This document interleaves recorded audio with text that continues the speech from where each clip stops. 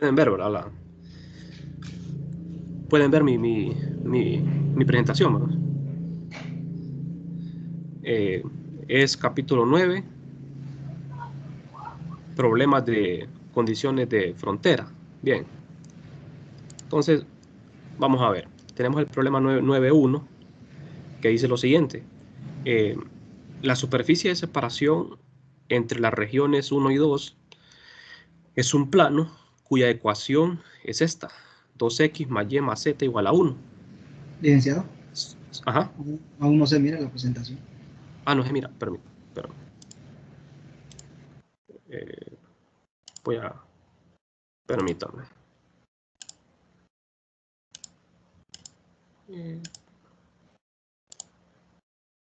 A ver. Ahora sí. Sí, ahora sí. Ahora sí. Bien. Entonces estamos acá. La superficie de separación entre las regiones 1 y 2. Fíjense bien. Tenemos dos medios, ¿verdad? El medio 1 y 2. Cada medio tiene propiedades diferentes, o sea, es de un material diferente. Estos dos medios son separados por un plano. La ecuación de este plano es esta. Aquí la figura no hay que tomársela tan en serio porque aquí solo es simbólico, ¿verdad? Esta ecuación es la de un plano. Ya vamos a ver cómo es esta ecuación vista en tres dimensiones. Entonces, en la región 1, el campo eléctrico es este. El subíndice 1 indica que estamos en la región 1, ¿verdad? El campo eléctrico en la región 1 es esto, en coordenadas cartesianas. Vamos a calcular lo que son las componentes normal y tangencial para el campo 1. O sea, yo tengo el medio 1 y el medio 2, el campo eléctrico 1 en el medio 1 y el campo 2 en el medio 2. La información que yo tengo es sobre el campo eléctrico 1 en el medio 1. Esto que ustedes ven acá en amarillo. Entonces, para este campo 1 voy a calcular su componente normal y tangencial. Normal al plano, ¿verdad? Normal al plano, o sea, la superficie de separación de los dos medios. Hay un vector normal que ustedes ven acá. Este vector normal siempre se elige de la región 1 a la 2, por definición, ¿verdad? Este vector normal al plano de separación de los dos medios siempre tiene que ser perpendicular y tiene que ser del medio 1 al 2, apuntar de 1 a 2. Entonces, este vector E1 tiene componente normal al plano y tangencial al plano, igual el campo 2. Pero yo voy a trabajar solo con el campo 1. Entonces, lo que tenemos es este es el plano, en realidad. ¿Cómo hice yo para ver esto? De la ecuación del plano, ¿verdad? Si nosotros queremos graficar esto, si nosotros graficamos eso en el espacio, este es el plano, intersectando los tres ejes de coordenadas. Entonces, este plano, imagínenselo extendido en todo el espacio. Este plano está extendido en todo el espacio y separa dos medios, ¿verdad? Entonces, nosotros ya conocemos la ecuación de ese plano, que es esto, pero nosotros ya sabemos de la geometría, ¿verdad? Que como esta es la ecuación del plano, nosotros podemos escribir esa ecuación de esta forma. ¿De acuerdo? Podemos escribirlo así. Este 1 no tenemos que escribirlo porque recuerden de que la función U representa el plano aquí. Este es el plano. Solo que aquí 1 significa que la función esté evaluada en 1. Pero eso tiene, bueno, eso es una interpretación geométrica un poco compleja, ¿verdad? Entonces, nosotros tenemos que hacer esto, miren. Esto está explicado en el video, en la teoría. F es un vector arbitrario, un vector cualquiera. Un vector cualquiera, arbitrario, se descompone en dos partes, una componente normal y una tangencial. F sub n es la componente normal, F sub t la componente tangencial. La componente normal yo la puedo expresar como una proyección del vector en el vector normal, ¿de acuerdo? O sea, esta componente normal aquí está expresada como la proyección del vector sobre el vector normal al plano, n.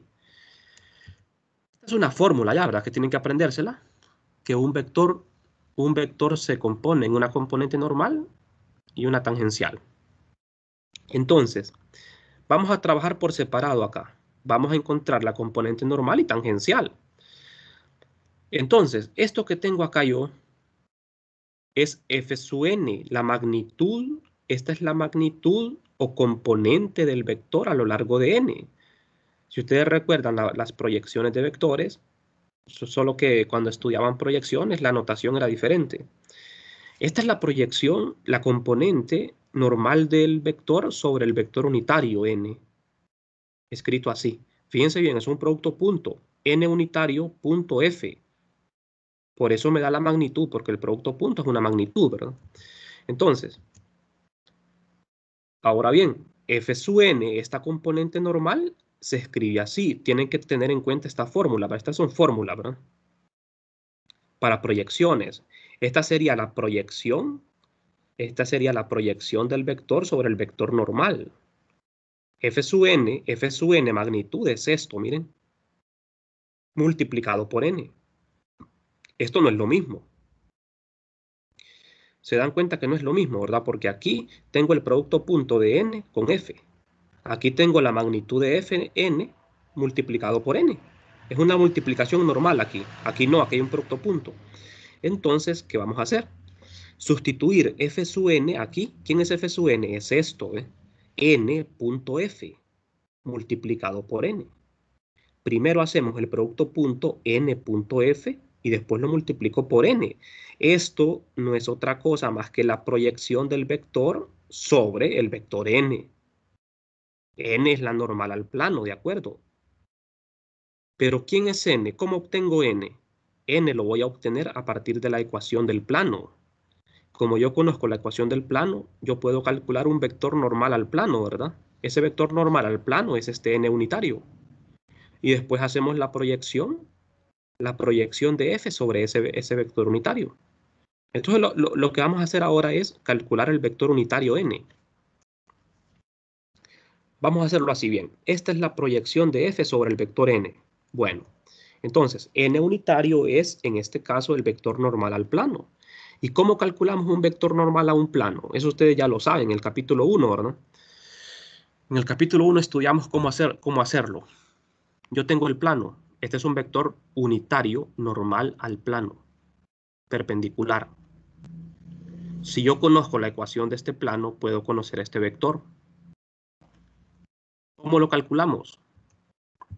Primero, tenemos que hacer el gradiente de u y después dividirlo entre la magnitud del gradiente. Esta simple fórmula me permite obtener el vector normal. Esto es válido para cualquier superficie, ya puede ser la superficie de una esfera, de un cilindro, de un plano. Ustedes lo que tienen que conocer es la ecuación de esa superficie. La ecuación del plano, de la superficie de una esfera, de la superficie de un cilindro. Entonces, como yo conozco la ecuación del plano, que es esta, puedo calcular el gradiente. Aplico el operador nabla sobre u. Después de hacerlo, obtengo esto. Este es el gradiente, el vector gradiente. Pero este vector no está normalizado. La magnitud de esto no es 1. Hay que normalizarlo. ¿De acuerdo? Entonces, para normalizar el vector, lo dividimos entre su magnitud. Sacamos la magnitud del gradiente, que es esto, la magnitud, la raíz de 6. Después lo dividimos y esto me permite normalizar el vector. Aquí este vector ya es normal, tiene magnitud 1, porque es unitario, ¿verdad? Entonces ahora que ya conozco el vector normal, lo que voy a hacer es hacer el producto punto con E1, el vector 1, el campo 1, y después multiplicarlo por n. Entonces, n unitario punto E1 es E1n, es sub 1n. ¿De acuerdo? Es sub 1n. Entonces, E sub 1n es esto. El producto punto del vector normal con el vector E1, el campo eléctrico en 1, que es esto. Después de hacer este producto, queda esto. Es un número, ¿verdad? Lo simplifico y me queda esto. Este número 6 entre raíz de 6, ese número representa la componente del campo 1 sobre el vector normal unitario. Ahora lo que hacemos es sacar la componente normal de 1.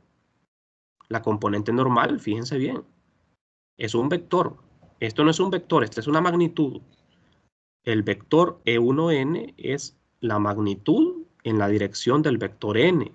Entonces, este número lo multiplico por el vector unitario, pero una multiplicación ordinaria. Ya no es un producto punto, sino una multiplicación normal. Al multiplicar esto por el vector unitario n, ahí ustedes ven que raíz de 6 por raíz de 6 es 6, y 6 entre 6 se cancela, y me queda eso. Esto es la componente normal del vector 1. Es un vector. Así que ya encontramos lo primero, que es la componente normal, ¿de acuerdo? Bastante fácil, ¿verdad? Lo que hay que saber ahí es el álgebra para proyecciones, ¿verdad? Cómo saber proyectar un vector sobre otro vector. Y ahí ustedes tienen la forma de cómo hacerlo. Bien, ahora que ya conozco la componente normal de 1, voy a obtener la componente tangencial. Para sacar la componente tangencial, hacemos uso de esta expresión. Cualquier vector se descompone en un vector normal y un tangencial. Como ya calculé la componente normal y ya tengo el campo eléctrico 1, yo puedo despejar de aquí para la componente tangencial, ¿verdad? Es mucho más fácil. Entonces, fíjense bien. Tenemos el campo eléctrico 1. Tenemos la componente normal de 1. Y voy a calcular la componente tangencial. Entonces necesito despejar para calcular la componente tangencial. Sustituyo el campo eléctrico 1 y sustituyo la componente normal de 1. Hacemos la resta y eso me da la componente tangencial, bastante simple. Entonces ya conocemos la parte tangencial, la parte normal del campo eléctrico. ¿De acuerdo? Bastante simple, ¿verdad? Un problema bastante sencillo. Recuerden que el campo eléctrico, cuando pasa de un medio a otro, el campo eléctrico sufre un cambio, ¿verdad? Si ustedes recordarán, si vieron el video de las condiciones de frontera, recordarán que las componentes normales del campo eléctrico son discontinuas, mientras que las componentes tangenciales son continuas. ¿A qué me refiero con esto? Vamos a ver. Si en el examen les preguntaran a ustedes, ¿verdad?, si les dieran esta componente tangencial del campo eléctrico en el medio 1 y les preguntaran cuál es la componente tangencial en el medio 2, ¿cuál sería la componente tangencial en el medio 2? O sea, E sub 2t, ¿quién sería E sub 2t? ¿Quién sería E sub 2t? Las componentes tangenciales son iguales, ¿verdad? Son iguales. E sub 2t sería lo mismo. O sea que yo aquí tengo E sub 1t, pero E sub 2t sería esto mismo, porque son continuas. Continuas significa que las dos componentes son iguales. Discontinuas significa que son diferentes. Entonces, la componente normal que yo calculé, esta componente normal del campo eléctrico 1 es diferente a la del campo eléctrico en el medio 2, pero la componente tangencial es la misma. Recuerden aprenderse eso, las componentes tangenciales del campo eléctrico son continuas y las componentes normales son discontinuas. Bueno, vamos a ver otro problema, siempre de condiciones de frontera. Acá tenemos una esfera de radio A que tiene su centro en el origen. Dentro de la esfera, el campo eléctrico está dado por esta expresión. Este es el campo eléctrico en el medio 1. Bien, donde estas constantes alfa, beta y gamma son arbitrarias, ¿verdad? Alfa, beta y gamma son constantes arbitrarias.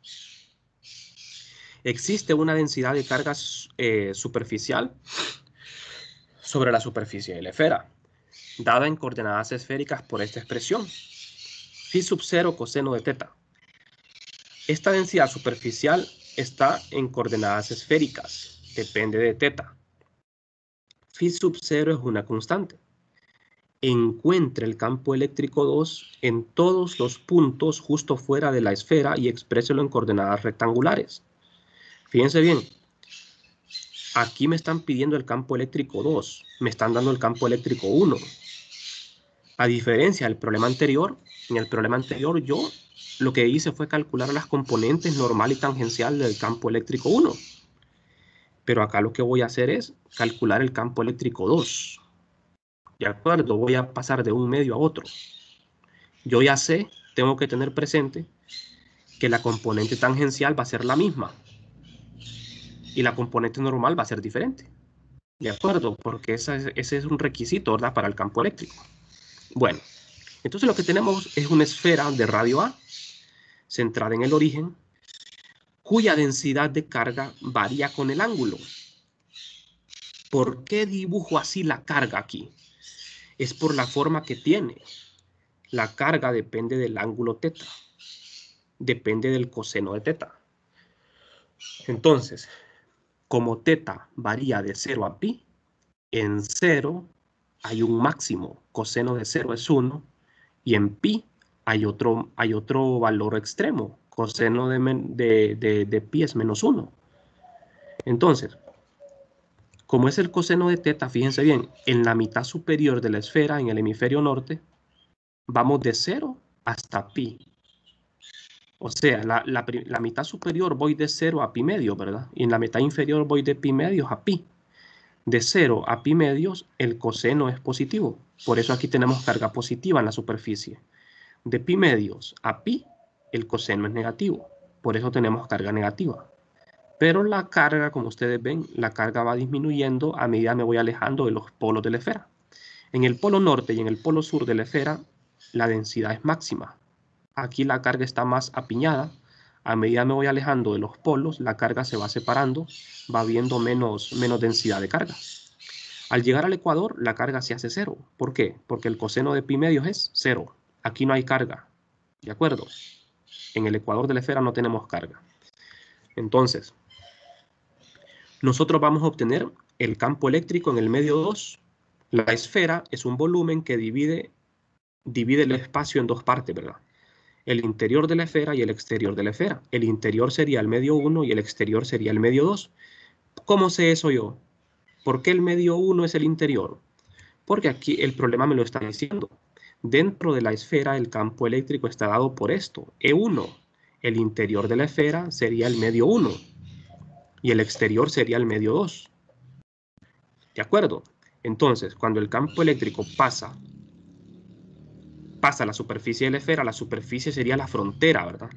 Sería la superficie de discontinuidad. Acuérdense del problema anterior. En el problema anterior, la superficie que dividía los dos medios era un plano. Ahora es una esfera, una superficie esférica. Pero lo que le va a suceder al campo eléctrico es que va a cambiar sus propiedades, ¿verdad? O sea que se va a refractar. El vector normal en este caso es un vector R unitario.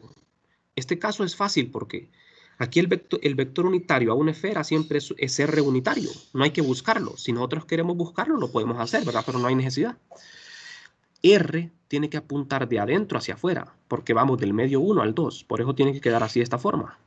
Entonces, el campo eléctrico 2 lo vamos a obtener mediante esta expresión. Fíjense bien. La misma fórmula estoy usando con el problema anterior. El campo eléctrico 2 es igual a la componente normal más la tangencial de 2.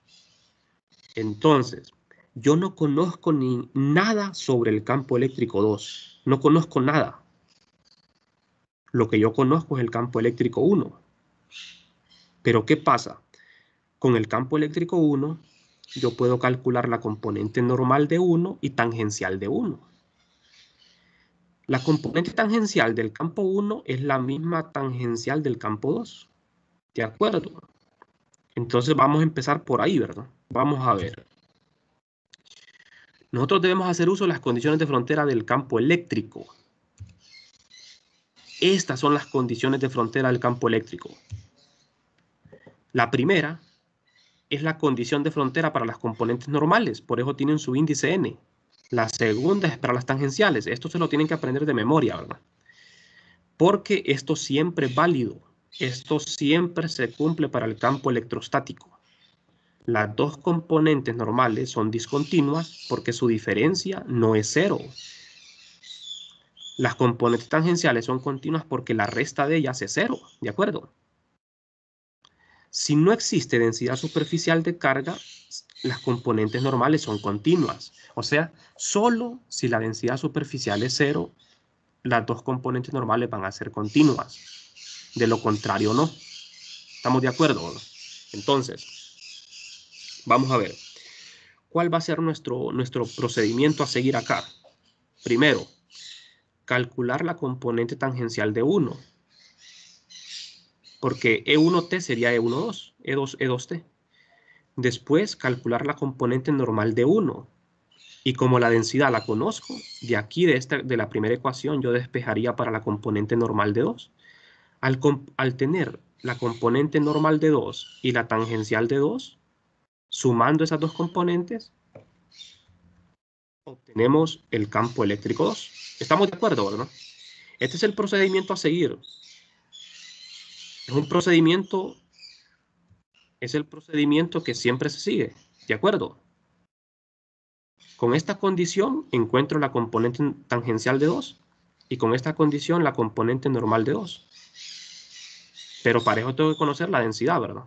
Entonces, primero, debemos calcular la componente normal de 1 proyectándolo sobre el vector n perpendicular a la esfera. ¿Quién es el vector n perpendicular a la esfera? Es el vector r unitario. ¿De acuerdo? Pero, vamos a ver. Aquí yo me estaría complicando la vida, pero solo para fines de demostración, ¿verdad? Es bueno hacerlo. La ecuación de una esfera, el problema no la da. Pero ¿cuál es la ecuación de una esfera? Es esta, ¿verdad? X cuadrado más Y cuadrado más Z cuadrado igual a F. Esta es la ecuación de una esfera. Aquí yo no estoy diciendo cuál es el radio. El valor de F sería el radio, ¿verdad? Por ejemplo, yo digo, si F es 1, el radio es 1. Si F es 2, el radio es 2. Si F es 3, es 3. Pero la ecuación de una esfera general es esta. Entonces, con la ecuación de un plano, de una esfera o de cualquier cosa, yo puedo sacar el vector normal. La misma ecuación.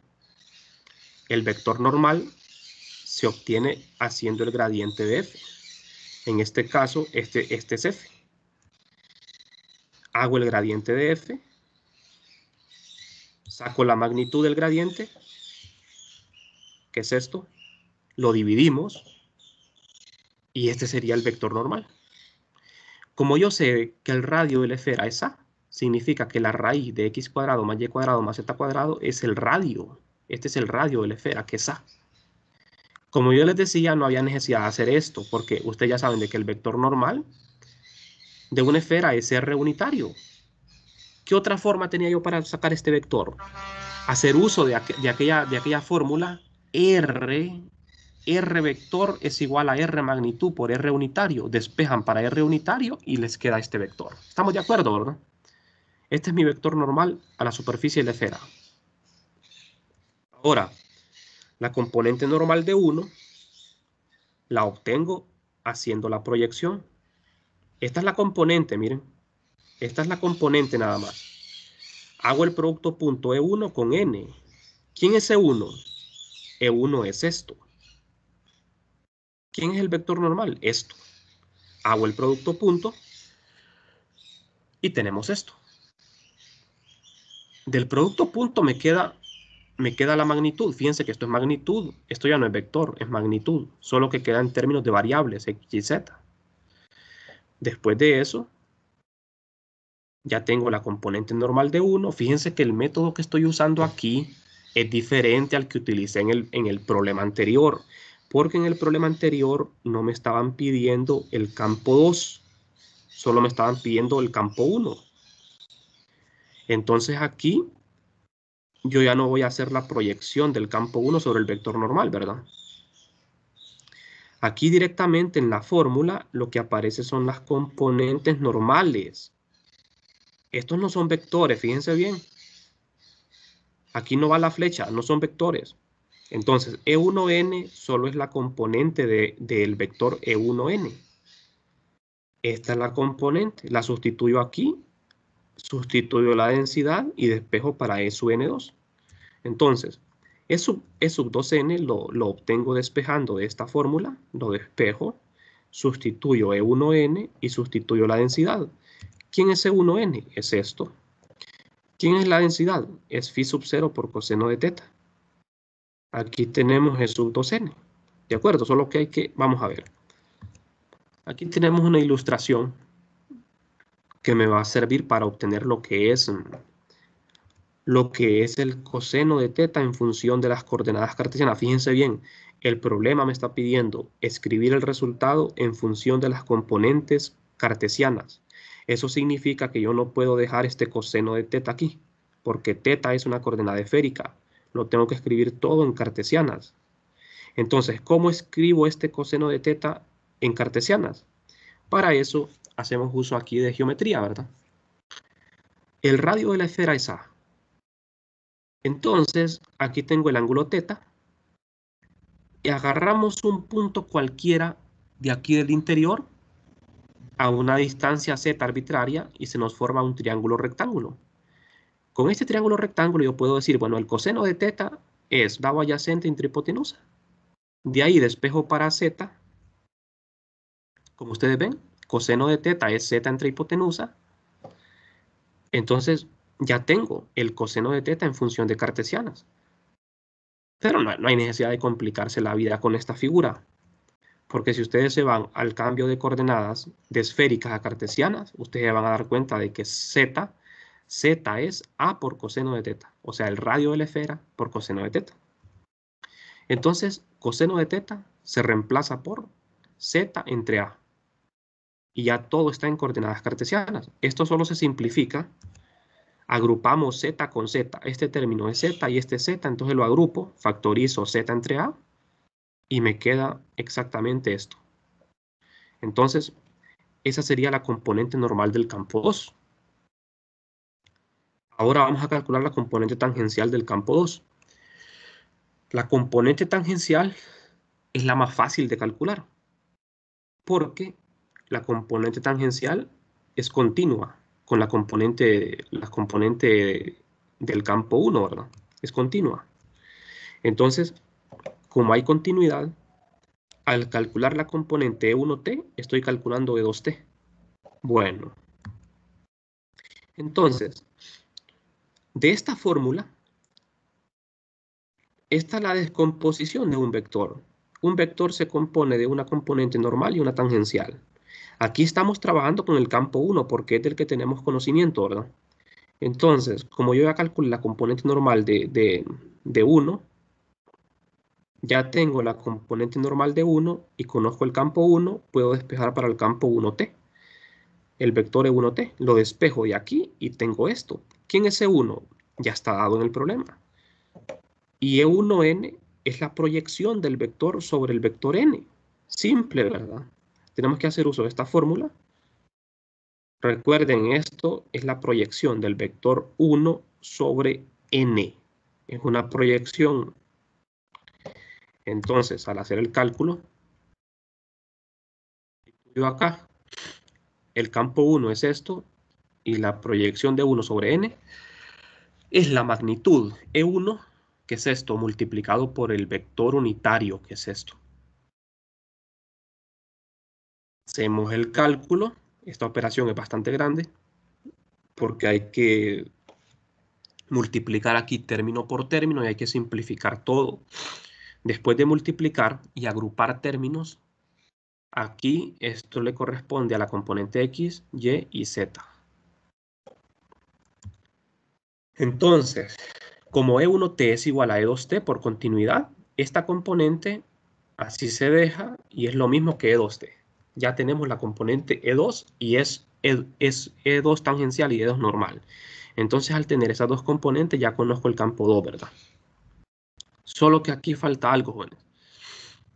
La componente normal de 2 la obtengo a partir de esta fórmula, que es la misma que estoy usando para la proyección en todos los casos.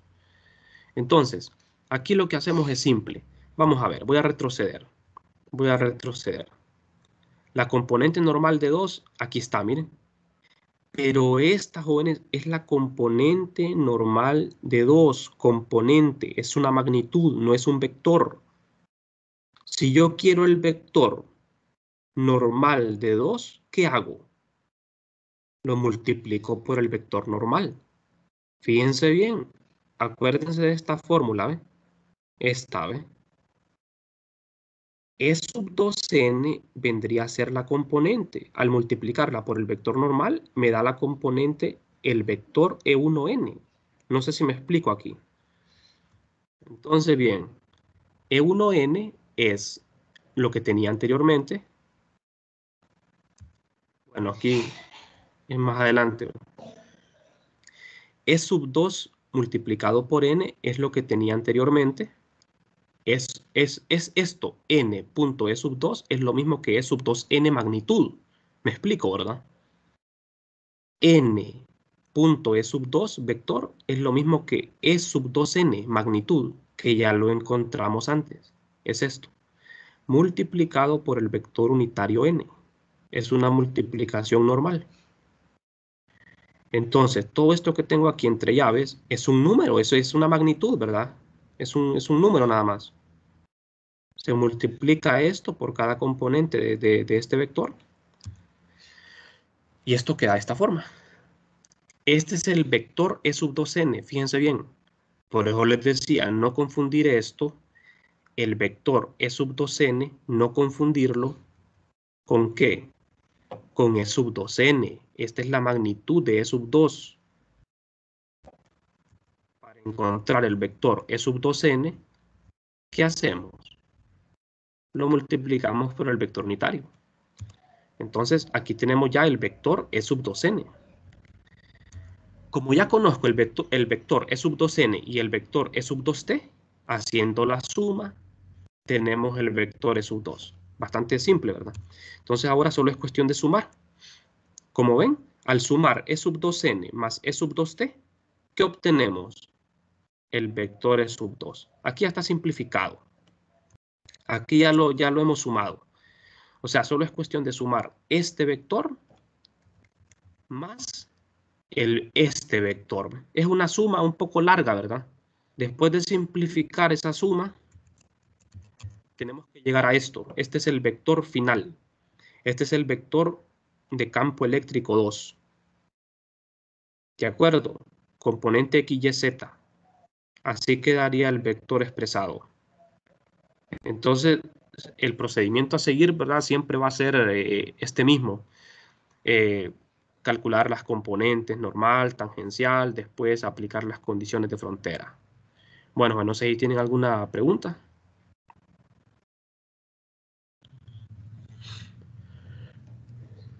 Aquí lo que hay que aprenderse bien, ¿verdad? Son esas formulitas, ¿verdad? Para proyectar vectores, saberse las condiciones de frontera para el campo eléctrico.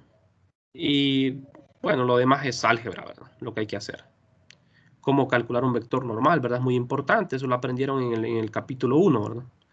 Bueno, Juan, entonces voy a detenerme aquí y voy a continuar. Ahora vamos a ver lo que son. Vamos a ver este tema. Vamos a pasar al capítulo 10 y último, que es la electrostática en presencia de la materia. Están viendo la presentación, ¿verdad? Por lo menos en lo que me queda de tiempo voy a hacer una pequeña introducción. Lo demás vamos a continuarlo mañana y también tienen que ver los videos, ¿verdad? Para poder completar el tema. Entonces, en electrostática, en la materia, es muy importante el capítulo 8 de multipolos eléctricos. Cuando estudiamos los multipolos, nosotros aprendimos, ¿verdad?, de que uno de los términos más importantes, de los que más se habla, es el término dipolar. El término dipolar es muy importante porque cuando nosotros hablamos de la materia, nosotros vamos a decir de que materia neutra es la materia que nos rodea, ¿verdad? Por ejemplo, la madera, el concreto, la tierra, casi toda la materia que nosotros vemos es materia neutra. ¿Qué significa neutra? Que tiene igual cantidad de carga positiva que negativa. O sea, materia neutra es lo contrario de materia conductora. En electromagnetismo nosotros dividimos la materia, ¿verdad? Dividimos la materia en dos partes, materia conductora y materia neutra. ¿De acuerdo? Solo que cuando decimos materia, ya sabemos de que nos estamos refiriendo a la materia neutra, ¿verdad? Porque de lo contrario decimos conductores, ¿verdad? Pero la materia la dividimos en dos, ¿verdad? Materia conductora y materia neutra. La materia conductora es materia que tiene electrones libres, que tiene cargas libres, o sea que tiene un exceso de carga. Tiene más carga negativa que positiva, o al revés, ¿verdad? Entonces la materia neutra es materia que tiene igual cantidad de carga, positiva y negativa. Por eso es neutra. Ahora bien, ¿qué sucede con la materia neutra? La materia neutra, según esta hipótesis, nosotros la podemos modelar como un conjunto de dipolos orientados de forma aleatoria, al azar. Por eso es que es tan importante aquí el término dipolar. O sea, el momento dipolar sería, no el término, ¿verdad? Entonces, ustedes saben de que la materia está compuesta por átomos, moléculas, y los átomos y moléculas contienen igual cantidad de electrones y protones. Bueno, entonces, vamos a ver. ¿Qué sucede? ¿Qué sucede con la materia neutra? Como les decía, esa materia neutra va a tener sus dipolos, sus momentos dipolares, orientados al azar.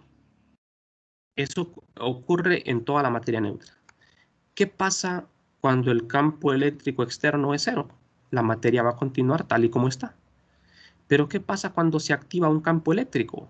Eso ya lo vimos antes, ¿verdad? En el capítulo 8. Cuando un dipolo está en presencia de un campo eléctrico, el dipolo se orienta en la misma dirección del campo. Entonces lo que va a suceder acá es que cuando la materia neutra es sometida a un campo eléctrico externo, todos los dipolos se van a orientar en la dirección del campo. A ese proceso se le llama polarización. Entonces, aquí bien lo dice, que en ausencia de campo externo, los centros de carga de las cargas positivas y negativas de una molécula no polarizada coinciden y el momento dipolar es nulo. O sea, lo que se refiere a esto es que cuando no hay campo eléctrico externo, esto está orientado al azar y la sumatoria de carga positiva y negativa da cero, ¿verdad? Lógicamente, eso da cero. Entonces, ¿qué pasa cuando el material se polariza? Polarizar aquí significa orientar los dipolos en la misma dirección del campo. No confundir esta palabra polarizar, ¿verdad? Con lo que nosotros conocemos de polarización, ¿verdad? Como los vidrios de los carros, ¿verdad? Que están polarizados. Pero aquí polarizar significa que los dipolos se orientan en la misma dirección del campo eléctrico. Ustedes saben de que un dipolo, el momento dipolar, apunta en la carga negativa a la positiva. Entonces, cuando existe un campo eléctrico externo, estos momentos dipolares van a tender a alinearse en la misma dirección del campo.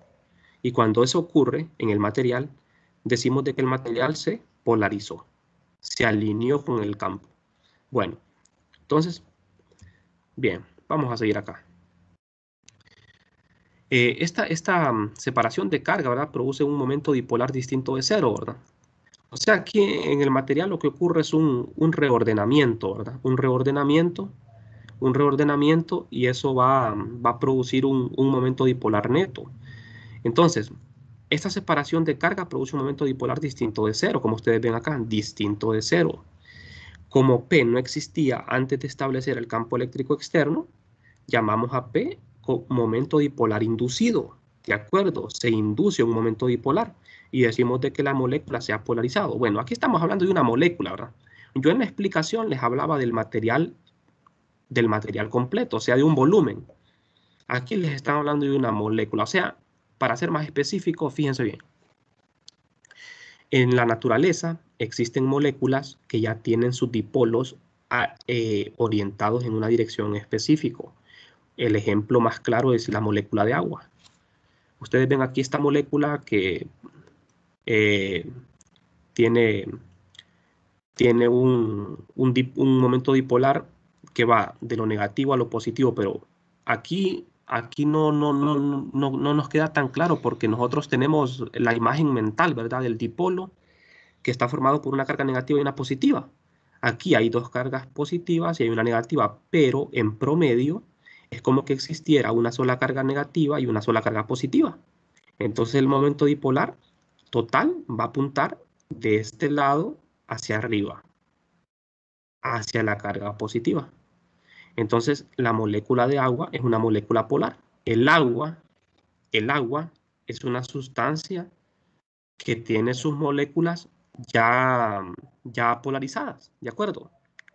Pero el agua, vamos a ver, o sea, hay que hacer aquí la distinción, ¿verdad? O sea, el agua tiene sus moléculas con sus dipolos ya orientados en una dirección ya determinada, ¿verdad? Ya definido. Pero el agua en su totalidad, la sustancia, no tiene sus dipolos alineados en una dirección preferencial. Eso ocurre cuando se somete a un campo eléctrico externo, ¿de acuerdo?